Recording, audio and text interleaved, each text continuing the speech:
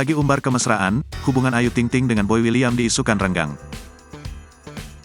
Presenter Boy William dan Ayu Ting Ting sebelumnya diisukan menjalin hubungan dekat. Lewat unggahan di media sosial, keduanya kerap membagikan momen kebersamaan, seperti foto selfie ataupun gambar tangkapan layar saat sedang video call. Namun belakangan, keduanya sudah jarang terlihat bersama. Hal itu membuat warganet menduga jika hubungan antara Ayu Ting Ting dan Boy William semakin renggang. Lantas, benarkah hubungan keduanya semakin renggang? Ibunda Bilqis membantah jika hubungan dengan Boy William renggang. Ayu mengatakan hubungannya dengan Boy baik-baik saja. Merenggang siapa yang bilang? Baik-baik aja, ujar Ayu pada Rabu, tanggal 24 Mei tahun 2023. Karena menurutnya kebersamaannya bersama Boy William tak perlu terlalu diumbar. Masa iya saya harus sebar, pungkasnya.